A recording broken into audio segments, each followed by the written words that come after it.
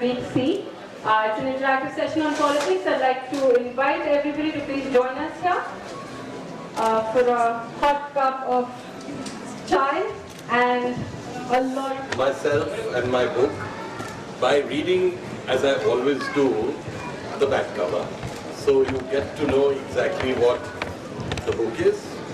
Though I will not be reading in the traditional sense lots of passages from the book and to make it boring. This is about politics, this is about Narendra Modi, this is about Rahul Gandhi, this is about the saffron scent that is coming across the country, this is about war, this is about political war, this is about communalism, this is about secularism, this is about the establishment of a Vedic state, a soft Vedic state. All that, coincidentally enough, has been written in this book through over 19 months. It took me about 19 months to write this book. And it finished in October last year. So it did take a long time. And nothing like this had actually happened, but when you read the book, and I hope you will find the strains of today uncanny. And I find it myself. So I'm not blowing my own trumpet, but I'm just trying to tell you that sometimes coincidences do happen. And so here it is. Let me start with the back cover of the book, which gives you a sense of what this whole thing is about. India has a new Prime Minister, but is Siddharth Tagore the product of his genius or of his dangerous mind? India is on edge as a subversive internal revolt against the constitution and the threat of jihadi terror of an unthinkable level are looming on the horizon. Bringing Shiva's Tamaru in and out of parliament, a sudden turn of karma catapults outsider Siddharth Tagore, a conflicted genius, music maestro and prodigal son, with forceful views on China and Pakistan, into national prominence as the head of the opposition alliance, and finally as the newly elected Prime Minister of a disturbed nation. But buried secrets are being resurrected and threaten to expose the past. Twisted within double helix of menacing politics and hidden lust, prisoner Jailor Prime Minister is an account of Siddharth Tagore's fascinating journey from Harvard to 7 Racecourse Road. So you see there are a lot of similarities just in this introduction. I won't be a spoiler, but I will go through leaders in the book as I remember them, or I may refer to all these little orange tags to help me put forward what I am about to say.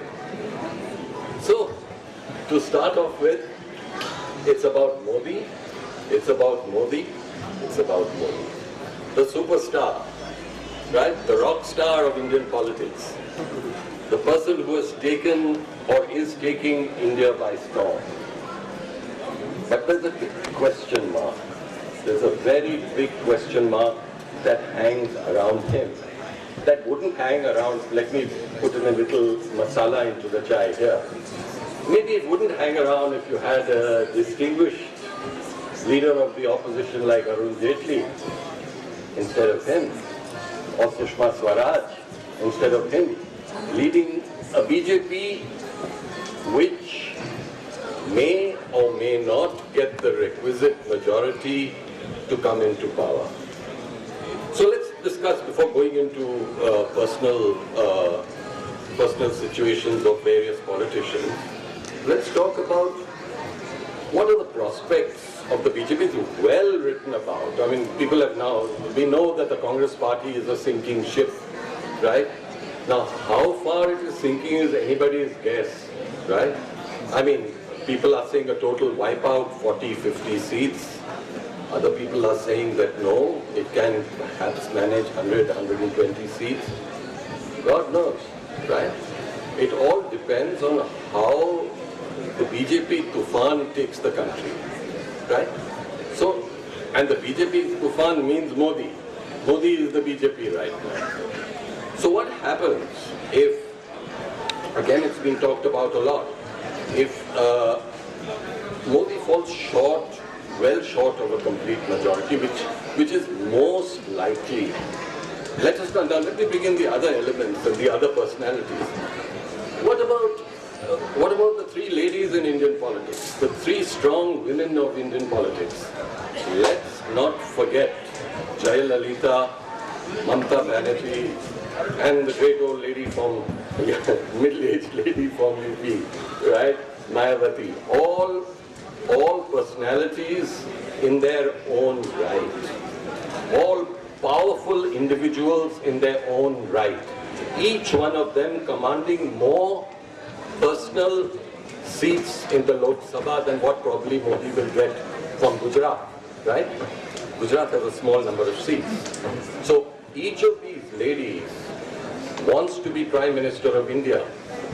In politics, as they say that old cliche, anything is possible. Anything is possible.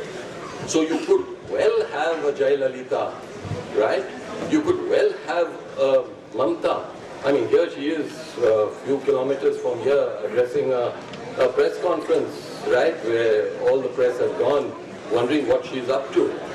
Well, I think it's pretty clear what she's up to. Again, this is about, it's written in this book, right? I think that the three ladies are going to form an alliance. I think the three of them are going to come together. I think Nitish Kumar is going to also come. I think the gentleman from Orissa, who used to be living in Delhi for many, many years, the old Biju Patnaik's son, right? Naveen, the sophisticated intellectual, right?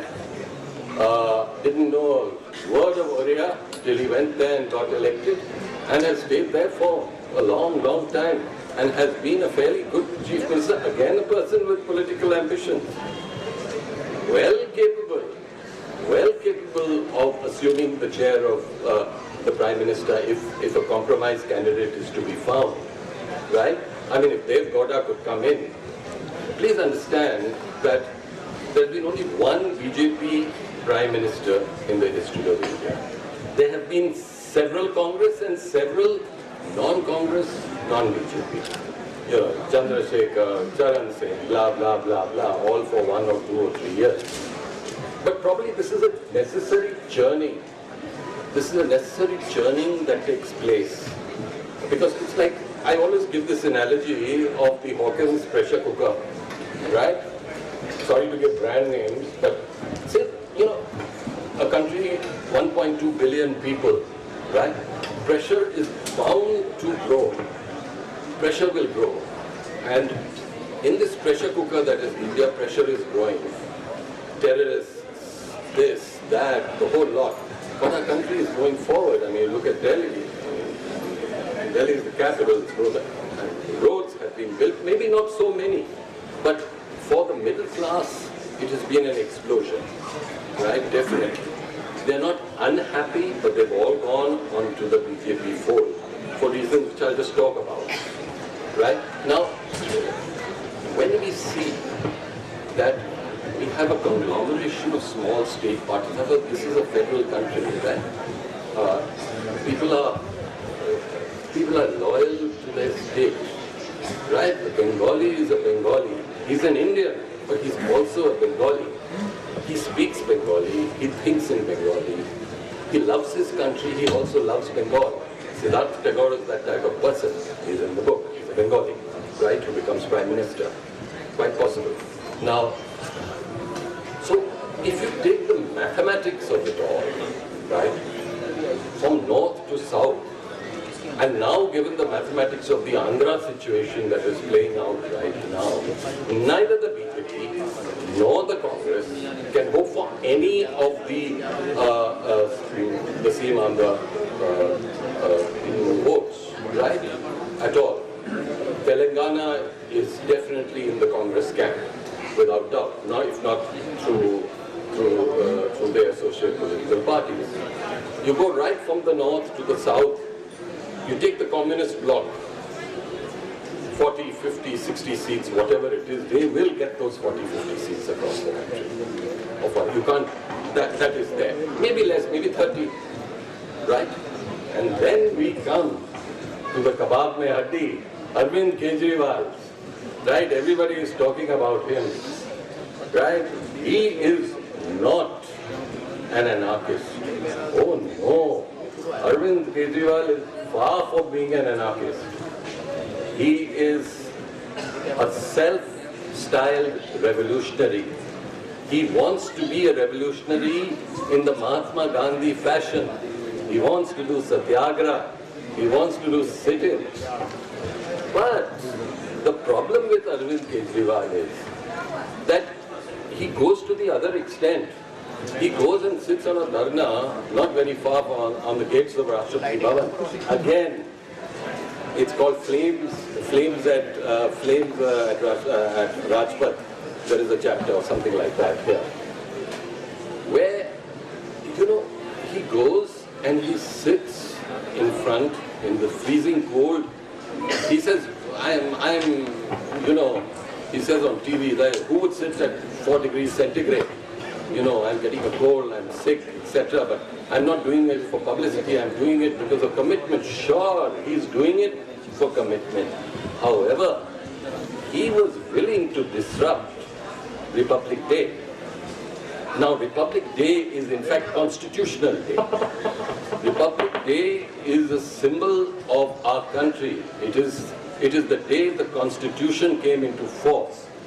Republic Day and Constitution Day is the mother lode from which he, Arvind Kejriwal, was sitting. Better sense prevailed, of course. Better sense prevailed not because of the goodness of his heart. He was definitely told that he would be arrested. Arvind Kejriwal, had he tried to disrupt Republic Day, would have been arrested under the instructions of the Indian Army, who would not have tolerated that. Now, you don't want all these things coming in, you know what I mean? You don't want another Indian Express headliner that, troop movements 50 kilometers outside Delhi in the mist, and the CNC being accused and everybody going into panic. Is there going to be a coup in India? Right? I mean, it was all rubbish. Of course, there was nothing of the sort. It was just an exercise. That was, however, if ever something was to happen, don't ever forget the presence of the army, which is a constitutional, again, it's a constitutional body. It exists in India also because of the Constitution, to protect and defend. And our tradition has not been like Pakistan and Bangladesh and all these countries, right? We are not there. We haven't grown over 60 years to be a failed state. We are far from being a failed state. We are a strong country with problems. 1.2 billion people will have problems. Now what happens? Now there's a saffron surge that's coming, right? So people are saying, now what? What is Modi like, right? Now he is burdened by what happened in Gujarat, right? So there are two things that can be put before Modi, right? That, okay, you were the chief minister and there were riots. So what did you do for 4 or 5 days? Why, as chief minister of Gujarat, even when Prime Minister Vajpayee ordered you several times to stop it, why were you not able to stop it? Was it administrative incompetence, or was your eyes wide shut? That is the question, right? Was his eyes wide shut at that point of time? Just looked away, right? And then you don't make. You see the tenor of his speech. I don't like the fellow at all. I mean, I much prefer Arun Jaitley. He was the president of Delhi University when I was at St. Stephen's, and charming person, solid man. I don't think anybody would say that that guy is anything but capable of becoming Prime Minister of India. Of course he is. And